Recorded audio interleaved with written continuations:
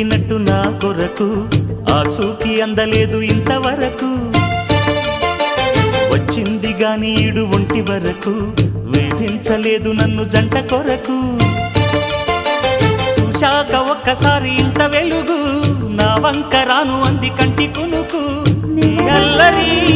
గారడి నీ లీల అనుకోనా నీ